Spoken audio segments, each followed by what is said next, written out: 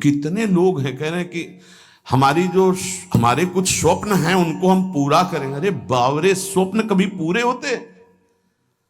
कह रहा है स्वप्न अर्थात झूठी कल्पना, और वो कह रहा है कि भगवान तो तभी जो हमारे कुछ स्वप्न हैं वो पूरे कर दें। अरे भगवान तो जागृत को भी स्वप्न कर रहे हैं। उमा कहूं मैं अनुभव अपना, सत हरि भजन जगत सब सपना। कैसे समझ में आवे सोते हुए स्वप्न देखने वालों को। लाख जगाओ, पानी डाल के जगाओ, चाहे जैसे धक्का लगा के जगाओ, एक करवट बदलते फिर सो जाते हैं। कैसे जगेंगे? अच्छा, कुछ तो ऐसे हैं जो जग के सोने का नाटक कर रहे हैं, तो उनको तो जगाया ही नहीं जा रहा। जो असली में सो रहे हैं वो तो जग सकते हैं, लेकिन जो जग कर सोने का नाटक कर रहे हैं उनको जगाना बड़ा कठिन है। जाग जाओ भैया। देखो, तुम अकेले आए हो, तुम्हें अकेले ही जाना है। जाग जाओ, कमाई करने आए हो, ये परदेश है तुम्हारा, ये घर नहीं है। घर तुम्हारा वृंदावन धाम है, घर वाली प्रिया प्रीतम और सहचरियां हैं। तुम भूल गए हो, यहां तुम आए हो तो अब अपनी भूल मिटा दो। यहां तुम्हारा न कोई जननी है, न कोई जनक है, न कोई बंधु है, न कोई सुहृद है, न कोई रिश्ता है, न कोई नाता है। तुम बाबा जी हो इसीलिए बोलते हो, हम तो गृहस्थ हैं। तो तुम भी नाता किए हो तो कृष्ण ही से किए हो, दूसरे से नहीं किए। जान नहीं पा रहे? नहीं, उस शरीर से जब कृष्ण अंतर ध्यान हो जाते तो क्यों जला देते हो? रख लो शरीर को। कृष्ण को तो देखा नहीं, जाना नहीं, लेकिन अनजाने में भी श्री कृष्ण से ही प्यार करते हो। कृष्ण आकर्षण, जो सबके हृदय में एक पावर रूप से विराजमान परमात्मा तत्व, उसी का आप आदर करते हो। अकेले आए हो, अकेले जाओगे, रात में उठो और खूब भजन करो। रात माने इस मोह निद्रा से उठो और भजन में लगो। भजन करके ही आप इस माया का जो अंधकार है ये विध्वंस कर सकते हो, अन्यथा कुछ का कुछ आपको दिखाई देगा। ठूठ का भूत नजर आएगा, रस्सी में सांप नजर आएगा।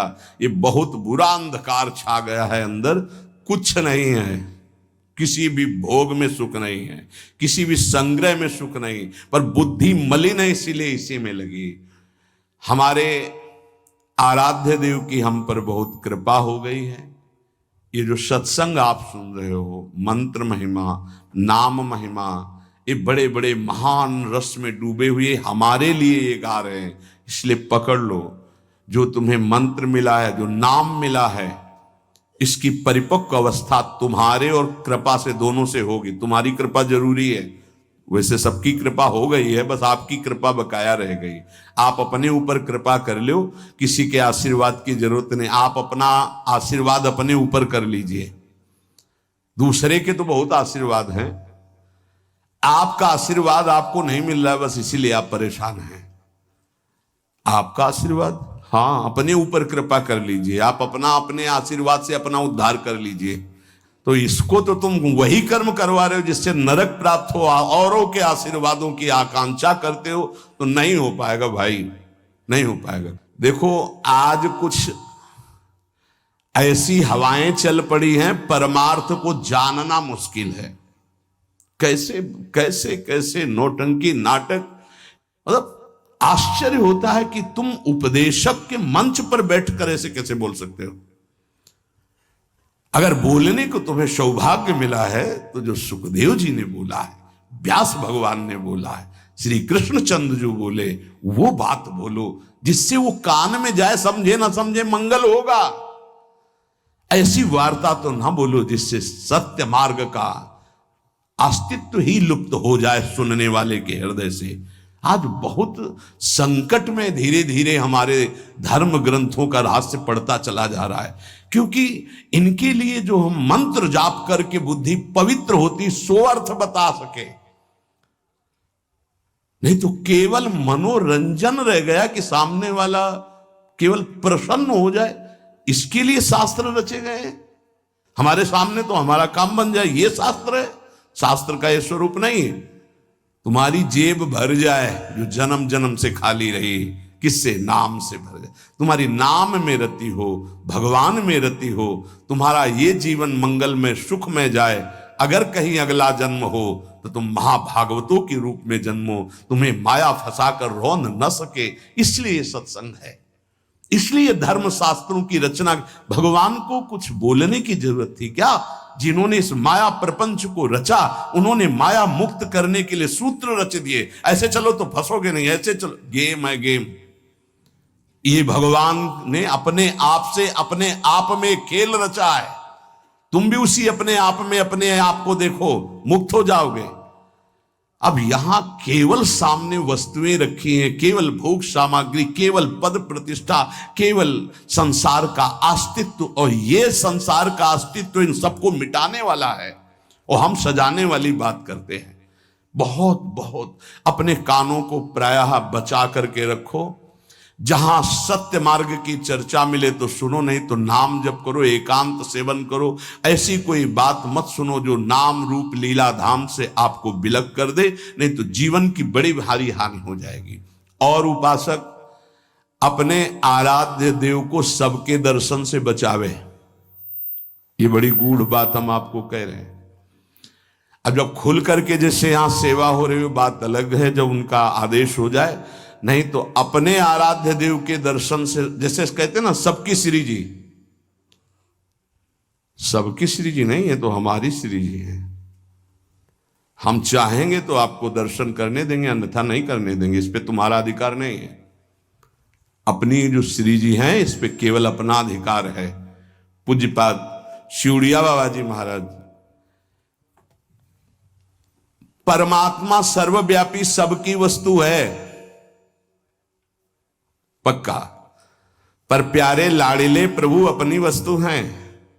जो हमारी पूजा में विराजमान, हम छूने दें ना छूने दें, पूजा करने दें ना करने दें, दर्शन करने दें ना करने दें, इसमें मेरा पूर्ण अधिकार है। ये सबकी वस्तु नहीं है, ये सिर्फ हमारे हैं। जैसे पृथ्वी पर सबका अधिकार है, लेकिन उस पृथ्वी में हमने मकान बना लिया, अब मेरा अधिकार घुसने दे ना घुसने दे, आने दे अंदर ना आने दे।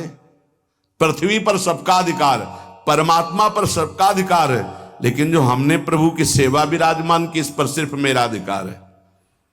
हम चाहें तो तुम छू लो, हम चाहें तो तुम देख लो, नहीं पर्दा लगा देंगे।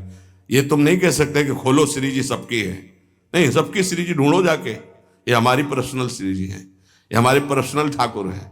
जैसे पृथ्वी सबकी, मकान हमारा, जितने में हमारा मकान बन गया है, इसके अंदर आने दे तो हम आने दे, ना आने दे तो ना आने दे। इसलिए उपासक जब तक भगवदाकार वृत्ति ना हो जाए अपने आराध्य, भगवदाकार वृत्ति की अपने आराध्य देव अपने से बात करने लगे, तब तक अपने आराध्य देव को प्रदर्शन ना बनावे। कोकिल साईं कभी किसी को दर्शन नहीं करने देते थे। जब कोई विशेष प्रेमी महाभागवत तब ले जाते थे, वो ये कहते थे कि हमारे लाडली लाल से कुछ कह मत देना, कुछ कहना नहीं तो हम दर्शन करा देंगे। क्या मतलब? वो मूर्ति समझ रहे हैं, देखो जरा, वो खेल रहे हैं, तुम कुछ बोल दोगे वो तुम्हारी तरफ आकर्षित हो जाएंगे, परस्पर उनके खेल में कुछ बोलोगे नहीं, बस चुपचाप दर्शन कर लो। तो वो महाभागवतों से अन्य का तो प्रवेश ही नहीं था। इसका कुछ रहस्य है। अपने ठाकुर जी को प्रदर्शन न बनाए, अपनी सेवा को प्रदर्शन न बनाए, अपने भजन को प्रदर्शन न बनाए। उपासक यदि व्यवहार में उतार देगा अपनी उपासना को, तो वो फिर सिद्ध नहीं हो पाएगा। जब तक अपने आराध्य देव से बात ना होने पावे, तब तक आराध्य देव गुप्त ही रहने चाहिए। और जब आराध्य देव से बात होने लगे, फिर उनकी इच्छा है कि चलो हम मंगल, तो बात अलग। ये गुरुदेव भगवान को भी देखा, आप वो दर्शन।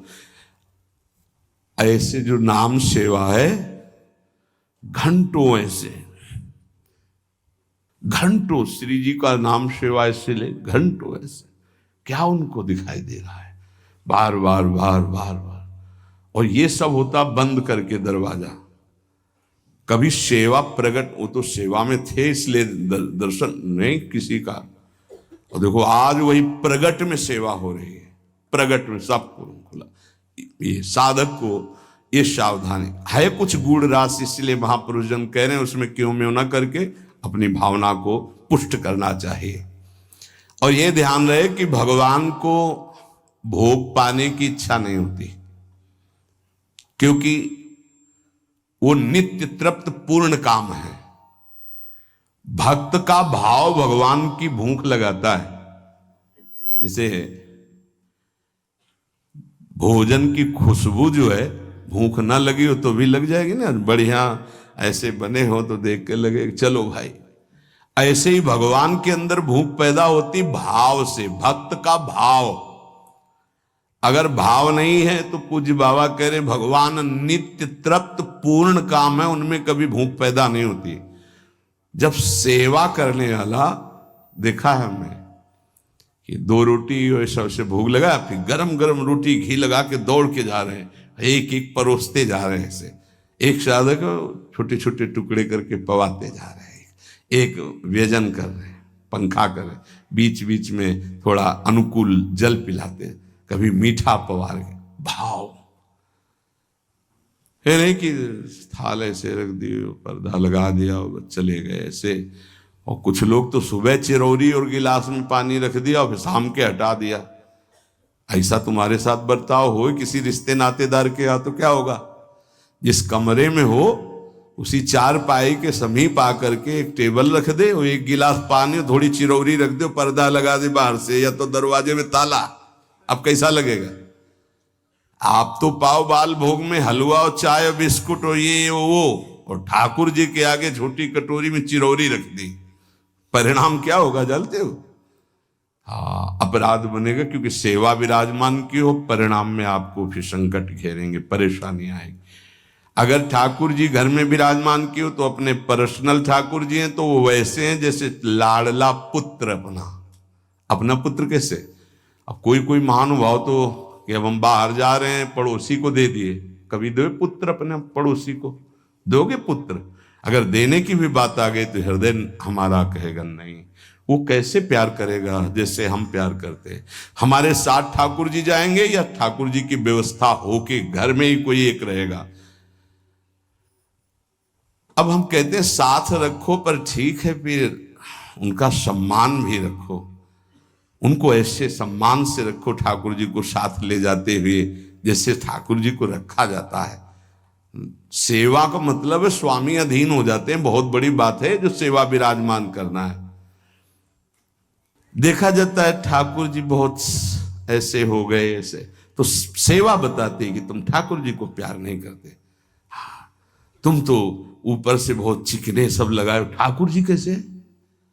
उनका कैसा चेहरा होगा? इसका मतलब सेवा बताती है कि तुम कैसे सेवा कर। इसी सेवा से प्रभु की प्राप्ति हो जाएगी। भावपूर्वक भोग लगाओ तो उनको भूख लग जाएगी। भावपूर्वक आभूषण पहराओ तो तुमसे कहने लगेंगे। कितने भक्तों से ठाकुर जी बात करने लगते हैं जो तन्मय हुए, हमको आज ये इस रंग की पोशाक चाहिए, आज हमको ऐसा भोग चाहिए, आज हमको ये पदार्थ चाहिए। पे अगर भूल गए शयन में जल रखना तो स्वप्न में आके बोले देखो आज तुमने शयन में जल नहीं रखा, आज तुमने रजाई, तो वहां जाके देखा तो वो नहीं। ठाकुर जी बात करने लगते हैं। अपने इष्ट के सिवा अन्य किसी इष्ट विग्रह का अपमान न करे उपासक। यही विचार करे कि हमारे इष्ट ही इन विभूतियों के रूप में विराजमान है। जैसे हम रसिक अनन्य उपासना में हैं, अब हम जा रहे हैं, परिक्रमा लगा रहे, तो केशी घाट में हनुमान जी का अर्चा विग्रह विराजमान, अब आरती हो रही, तो अब ये नहीं है कि हम नहीं, खड़े हो गए, हाथ जोड़े, 2-4 आरती, राधा वल्लभ लाल की जय हो मेरे प्रभु, और चल पड़े। कभी किसी श्री विग्रह का अपमान ना करें। कहीं आरती हो रही है, कहीं मान लो आपकी दृष्टि नहीं पड़ी, बात अलग हो, अगर दृष्टि पड़ गई कि अमुक ठाकुर जी यहाँ विराजमान है तो ग्रीवा झुक जानी चाहिए, राधा वल्लभ लाल की जय प्रभु, आगे निकल जाए, क्योंकि हमारे ही प्रभु विभिन्न रूपों में विराजमान है। उपासक को थोड़ा ज्ञान भी होना चाहिए इस बात का कि हम और हमारे प्रभु से हमारा क्या संबंध है। एक बार सभा में हनुमान जी से पूछा गया कि तुम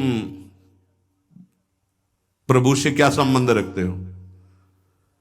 तुम ज्ञानी हो या भक्त हो? क्या कहोगे अपने आप को? दो प्रश्न। प्रभु से क्या संबंध रखते हो? तुम ज्ञानी हो या भक्त हो? हनुमान जी ने विचार किया कि मैं प्रभु का सेवक हूं, तो सेवक अज्ञानी कैसे हो सकता है? ज्ञान समुद्र प्रभु का। यदि मैं अपने को अज्ञानी कहता हूं तो मेरे प्रभु पर दोष आता है कि ज्ञान समुद्र प्रभु का सेवक अज्ञानी कैसे हो सकता है।